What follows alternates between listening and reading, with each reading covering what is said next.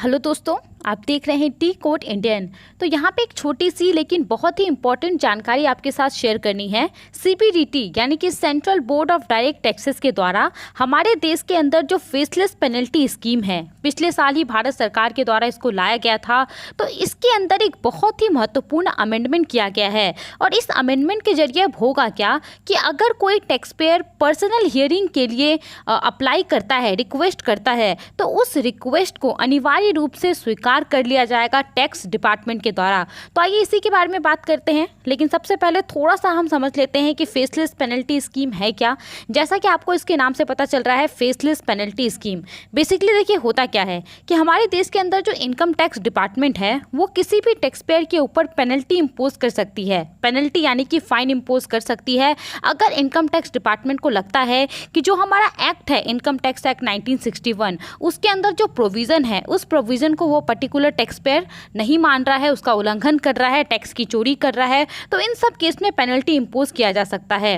Now ये जो faceless penalty scheme है, इसके अंतर्गत होता क्या है कि जो पेनल्टी ऑर्डर इशू किए जाते हैं टैक्स पेयर्स को, उस ऑर्डर्स को यहाँ पे रिव्यू किया जाता है कि ऑर्डर में सब कुछ सही से है कि नहीं है, क्या सही तरीके से मतलब सही इंसान को भेजा जा रहा है कि नहीं, क्या ये पेनल्टी ऑर्डर भेजना चाहिए भी नहीं, कि इन सब चीज़ों को यहाँ पे रिव्यू किया जाता है।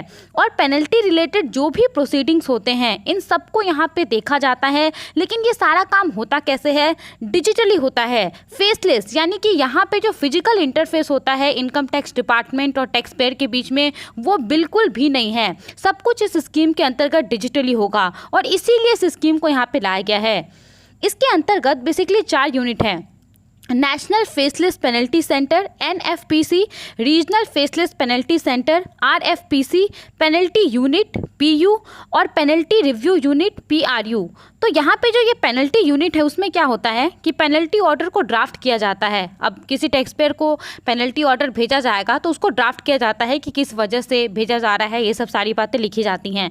और पेनल्टी रिव्यू यूनिट जो है, जिसको कि पीआरयू कहा जाता है, इसमें इस पेनल्टी ऑर्डर को देखा जाता है, जांचा जाता है कि कोई अर्थमेटिक एरर्स, जिस अर्थमेटिक एरर्स के वजह से इसको भेजा जा रहा है, क्या वो सही है कि नहीं है, लॉ के हिसाब से सारा फैक्ट सही है कि नहीं है, तो इसमें ये देखा जाता है। मेनली 4 यूनिट है इस स्कीम के अंदर। नाउ जो central board of direct taxes है सीबीडीटी, उन्होंने लास्ट साल जनवरी में इस स्कीम को लाया था।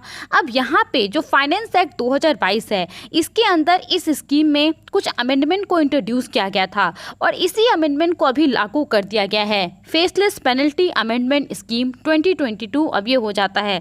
तो ये बात करते हैं कि क्या अमेंडमेंट लाए गए हैं। देखिए, जिस रूल में अमेंडमेंट लाए गए हैं पहले हम उसको जान लेते हैं कि वो रूल अभी क्या है।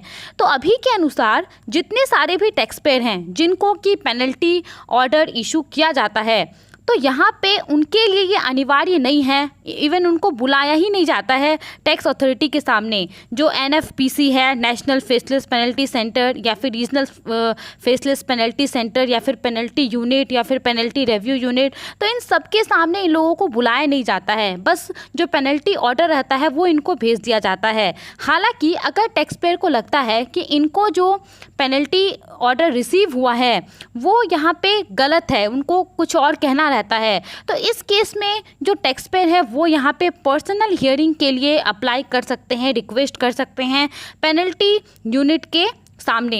लेकिन यहाँ पे होता क्या है कि सभी टैक्स पेयर को अलाउ नहीं किया जाता है पर्सनल हियरिंग के लिए। यहाँ पे उन्हीं टैक्स पेयर को अलाउ किया जाता है जिनको कि जो चीफ कमिश्नर होगा उनके द्वारा सहमति दे दी गई हो, या फिर जो रीजनल फेसलेस पेनल्टी सेंटर है वहाँ के जो डायरेक्टर जनरल इंचार्ज हैं उनके द्वारा उनको परमिशन मिल गया हो। तो यहाँ पे क्या हो रहा है कि चीफ कमिश्नर और डायरेक्टर जनरल इंचार्ज के द्वारा जब परमिशन दे दिया जा रहा है टैक्स पेयर को, तभी उनके रिक्वेस्ट को यहाँ पे सुना जा रहा है और पर्सनल हियरिंग के लिए उनको बुलाया जा रहा है। तो इसी नियम में अभी यहाँ पे बदलाव लाया गया है। फेसलेस पेनल्टी अमेंडमेंट स्कीम 2022 में क्या कहा गया है कि अगर कोई टैक्स पेयर रिक्वेस्ट करता है पर्सनल हियरिंग के लिए, तो इस केस में इनकम टैक्स अथॉरिटी अनिवार्य रूप से उसको अलाउ करेगी पर्सनल हियरिंग के लिए। बेसिकली यही यहाँ पे जो अमेंडमेंट है वो कहता है, और ये नेशनल फेसलेस पेनल्टी सेंटर के थ्रू होगा। एक बात और यहाँ पे आपको बताना ज़रूरी है कि जैसा कि मैंने आपको बताया था कि फेसलेस पेनल्टी स्कीम के अंदर 4 मेनली यूनिट हैं, NFPC, RFPC, PU और PRU। तो यहाँ पे जो अमेंडमेंट लाया गया है उसके अंदर जो आपका ये RFPC है, रीजनल फेसलेस पेनल्टी सेंटर, उसको इस स्कीम के अंदर से हटा दिया गया है। अब जो भी काम होगा वो नेशनल फेसलेस पेनल्टी सेंटर के द्वारा ही किया जाएगा। जो हियरिंग का प्रोसेस होगा वो भी यहाँ पे नेशनल फेसलेस पेनल्टी सेंटर के द्वारा किया जाएगा, ना कि रीजनल फेसलेस पेनल्टी सेंटर के द्वारा किया जाएगा। इन सब के अलावा यहाँ पे जो हियरिंग होगा वो कैसे होगा, तो वीडियो कॉन्फ्रेंसिंग के थ्रू होगा, वीडियो टेलीफोनी के थ्रू होगा, या फिर किसी भी टेलीकम्युनिकेशन एप्लीकेशन सॉफ्टवेयर के थ्रू होगा जो कि वीडियो कॉन्फ्रेंसिंग या फिर वीडियो टेलीफोनी को सपोर्ट करता है। तो यही एक छोटी सी जानकारी थी जो आपको देनी थी। आई होप आपको ये सारी बातें समझ में आ गई होंगी। आप इसके बारे में क्या सोचते हैं, हमें अपना ओपिनियन ज़रूर बताएं।